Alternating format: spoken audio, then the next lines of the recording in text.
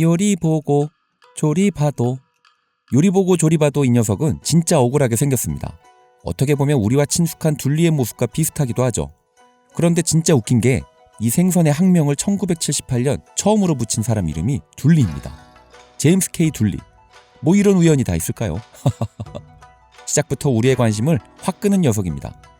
억울한 얼굴처럼 알아보면 이 녀석의 인생도 정말 억울한 점이 한두 가지가 아닙니다. 예전에 세상에서 제일 억울한 생선 점성어 편을 다룬 적이 있는데요. 이 녀석도 그만큼 억울한 인생을 살아온 놈입니다. 이 생선 이야기를 제대로 하려면 먼저 이 녀석의 집안부터 소개해야 합니다. 일본에서는 옥돔류를 통틀어 아마다이라고 부르는 경우가 많습니다. 말 그대로 단맛이 나는 돔이라는 뜻이에요. 그만큼 맛있다는 이야기인 거죠. 우리가 주로 만나는 건 제주 옥돔으로도 유명한 옥돔, 아카아마다이, 노란빛의 황옥돔, 키아마다이, 그리고 흰빛의 백옥돔, 시루아마다이입니다. 여기에 등에 검은 점이 있는 등흑점 옥두어, 스미치 키아마이도 있죠. 오늘의 주인공은 그 중에서도 흰빛을 띠는 시루아마다이, 한국명 옥두어입니다. 요즘 오마카세에서는 백옥돔이라는 이름으로 불리고 있는 생선이에요. 그럼 이 중에 최고가 뭐냐고 묻는다면 우리는 당연히 제주 옥돔에 대한 인식 때문에 아카아마다이가 최고라고 생각하겠지만 일본 미식시장 기준으로는 시루아마다이, 이 옥두어가 아마다이류 중에서도 최고급으로 평가받습니다. 하지만 한국에서는 제주 옥돔이 귀하고 비싸지다 보니 일부 상인들이 비슷하게 생긴 옥두어를 대신 팔았습니다. 중국산 냉동을 들여와서 제주산 옥돔 행세를 시키기도 했죠. 그렇게 이 옥두어는 한국에서 오랫동안 가짜라는 딱지를 달고 살아온 거예요. 우리가 이런 상황이라고 한다면 진짜 억울하지 않겠어요? 실제로 일본에서는 준악, 즉 낚싯바늘이 달린 긴 줄로 한 마리씩 잡아 올려서 즉각 처리한 최상급 옥두어는 일본 시장에서는 킬로그램당 3만엔에서 5만엔, 우리 돈으로 대략 25만원에서 45만원 정도에 거래되는 경우도 있습니다. 그래서 돈을 줘도 쉽게 못 사는 생선이라고 해서 환상의 물고기라고도 부르는 거죠. 와, 같은 생선인데 한쪽에서는 가짜, 한쪽에서는 환상의 물고기. 이게 이 녀석의 억울한 인생입니다. 이 말인즉슨 제대로 처리된 국산 옥두어를 구할 수 있다면 이 녀석 자체만으로 충분히 높은 평가를 받을 수 있는 생선이라는 거죠. 오랫동안 옥돔의 그림자에 가려져 찬밥 신세였으니 오늘 제가 이 녀석의 억울함을 풀어주기 위해 스시한입 주인공으로 올렸습니다. 어류의 감성까지 터치하는 스시한입. 그럼 이제 이 억울한 모습을 갖고 있는 이 녀석이 우리에게 얼마나 맛있고 귀한 녀석인지를 증명하기 위한 손질을 시작해볼까요? 그 전에 구독과 좋아요, 하이프까지 부탁드립니다. 먼저 가위로 지느러미랑 꼬리를 정리해주겠습니다. 그리고 비늘을 벗길 건데요. 비늘은 일반 비늘칼로 긁지 않고 칼을 눕혀 비늘층만 얇게 밀어내는 스키비키 방식으로 벗길 겁니다. 방어 매지막으로 편해서 보신 적 있으시죠? 비늘층만 얇게 종이장 썰듯이 밀어내는 기술입니다. 이렇게 하는 이유는요. 옥두어는 일반 생선보다는 수분이 많고 살이 연합니다. 그래서 보통 생선처럼 비늘치기로 벅벅 긁어내다 보면 살이 뭉개질 수 있어요. 그래서 안전하게 칼로 조심스럽게 밀어내는 방법을 선택하려고 합니다. 하지만 오늘 비늘을 한쪽 면만 벗길 겁니다. 스키비키로 정리한 쪽은 껍질을 벗겨 스시용으로 할 거고요. 반대쪽은 비늘을 살려서 구이용으로 조리할 겁니다. 아가미를 끊어주고 배를 가를 건데요. 배를 가위로 자르려고 합니다. 신선한 옥두어를 받았지만 촬영을 하면서 시간이 좀 지났어요. 보시는 것처럼 뱃살 쪽이 말랑말랑합니다. 이게 내장 쪽 자가 분해가 어느 정도 진행됐을 수 있다는 표시인데요. 그래서 칼 대신 가위를 사용하는 거예요. 칼로 세게 가르다가 녹아있는 내장이 살에 퍼지면 안 되거든요. 옥두어는 낚싯줄에 걸려 올라오는 순간부터 이미 몸속에서 일이 벌어지게 됩니다. 수심 100m 바닥에 있던 생선이 수면으로 끌려 올라오면서 순식간에 압력이 낮아지잖아요. 그러면 몸 안의 불에가 풍선처럼 부풀어 오르면서 주변 장기를 압박합니다. 그래서 어획 후 처리가 늦어지면 두 번째 문제가 시작됩니다. 이 생선 내장에는 새우, 게 같은 갑각류를 통째로 소화시키기 위한 소화 요소가 있거든요. 살아있을 때는 위벽이 이걸 막아줍니다. 그런데 죽은 뒤에는 내장 쪽 효소와 혈액 담즙이 빠르게 작용하면서 복부살을 무르게 만들 수 있어요. 지금 보이는 게 바로 그 흔적입니다. 그래서 최대한 빨리 내장을 꺼내고 복강을 깨끗하게 정리해야 합니다. 이제 머리를 제거할 건데요. 머리는 버리지 않고 보관할게요. 칼로 척추 쪽 내장막을 살짝 가르고 칫솔로 핏기를 꼼꼼하게 닦아냅니다. 이 핏기가 잡내의 원흉이거든요. 오롯이 들어갑니다. 배 쪽에서 칼을 넣어 중골뼈를 따라 쭉. 반대쪽도 마찬가지예요. 중골뼈를 제거하는데 이것도 보관할 겁니다. 뒤에 다 쓸 일이 있거든요. 이제 핀셋으로 잔뼈를 하나하나 빼줍니다. 손가락으로 결을 따라 쓸어가면서 확인하며 제거해주세요. 자, 스키빗기로 겉비늘을 벗긴 면 한쪽과 비늘을 벗기지 않은 면 한쪽이 완성됐네요. 비늘을 벗긴 건 스시용 네타로 사용할 것이기 때문에 껍질을 벗겨줄게요.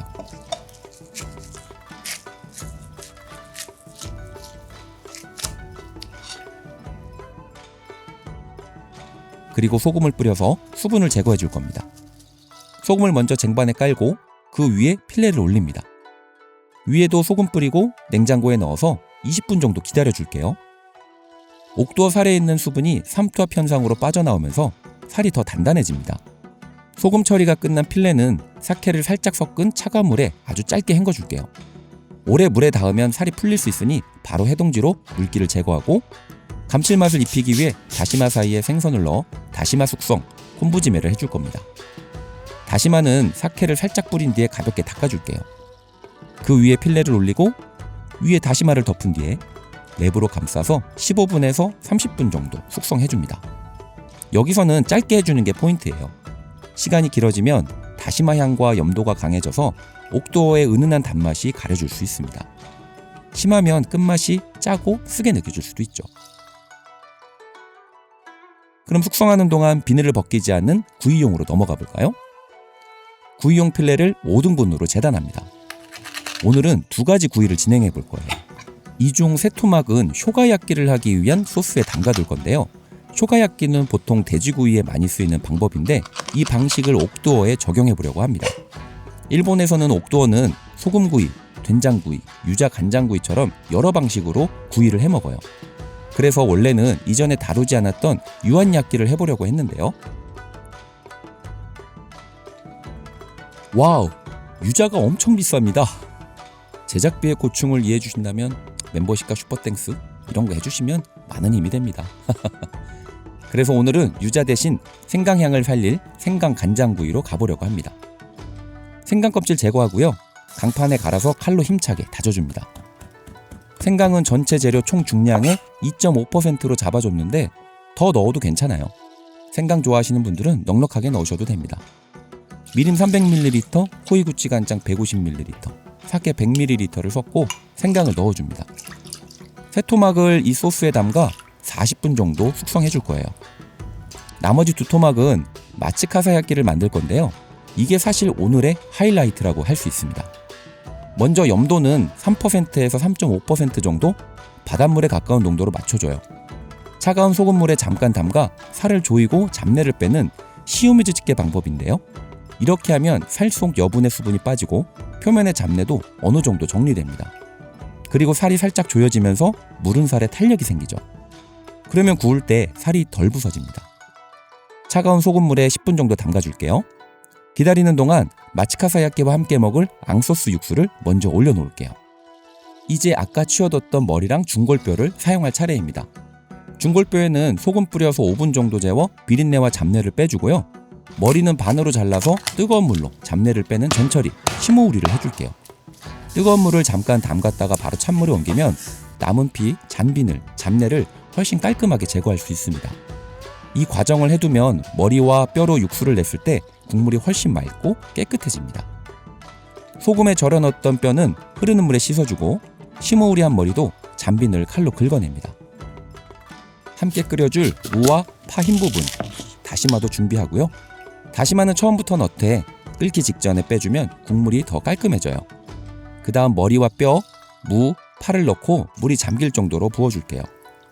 처음에는 센 불로 온도를 올려주다가 끓기 시작하면 약불로 낮춰서 은근하게 끓여줍니다. 육수가 은근하게 끓는 동안 마츠카사야끼를 진행할게요. 시오미즈 집기한 옥두어를 꺼내줍니다. 해동지로 물기를 꼼꼼하게 제거해주고 그리고 이제 하나하나 꼬지를 꽂아줘요. 맛있는 것이 나올 걸 알고 있어서인지 꼬지를 꽂는 순간부터 엄청 설레네요. 다 꽂았으면 180도 정도 되는 기름 위로 가져가서 비늘 위에 기름을 국자로 부어줄 거예요. 이제 보세요. 어떻게 되는지.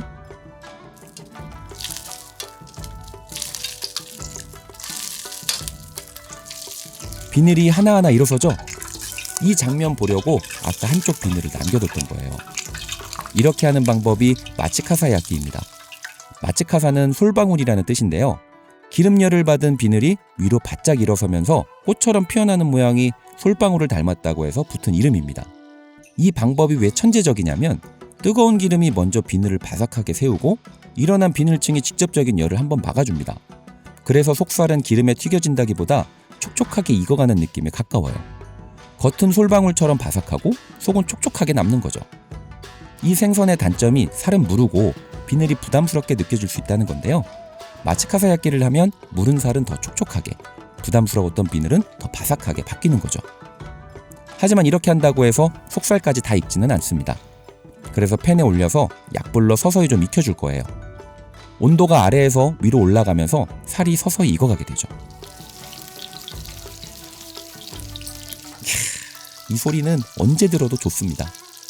바닥은 노릇하게 맛있게 구워지고 속은 촉촉하게 익어갔습니다. 이제 잠시 꺼내서 기름을 빼줄게요. 그 사이 육수도 이제 다 됐습니다.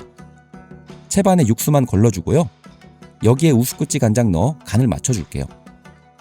그리고 전분으로 농도를 맞춰주면 함께 먹을 앙소스 완성입니다. 사실 구이 자체로만 먹어도 충분히 맛있지만 저는 더 맛있게 먹고 싶었습니다. 예쁜 그릇에 따뜻한 앙소스를 깔아주고 그 위에 먹음직스럽게 구워진 마츠카사야끼를 올려줍니다. 옥두어 마츠카사야끼 완성입니다. 바삭하고 부서지는 그 아래에 촉촉한 살이 있어요. 그리고 앙소스의 부드러움과 감칠맛이 함께 어우러집니다. 머리랑 뼈에서 우려낸 이 국물이 생선 자체의 맛을 그대로 감싸주거든요. 다음은 쇼가야끼를 만들어 보겠습니다. 쇼가야끼는 말 그대로 생강구이라는 뜻이에요. 생강간장 양념으로 굽는 요리인데 좀 전에 마츠카사야끼를 하다 보니까 이것도 그냥 굽기 전에 먼저 껍질을 일으켜보려고요. 이 바삭함이 맛있거든요. 물론 비늘이 소스에 절여져 있어서 수분이 많다 보니 좀 전처럼 비늘이 또렷하게 살아날지는 잘 모르겠지만 바삭하게 만든 것을 숯불로 한 번 더 구우면 더 맛있지 않을까요? 기름을 부어줄 건데요. 이때는 좀 조심하셔야 해요. 소스의 수분 때문에 기름이 더 많이 튈 수 있거든요. 오! 그래도 마츠카사가 제법 표현이 됐습니다. 이제 이걸 숯불에 올려서 속까지 익혀줄게요.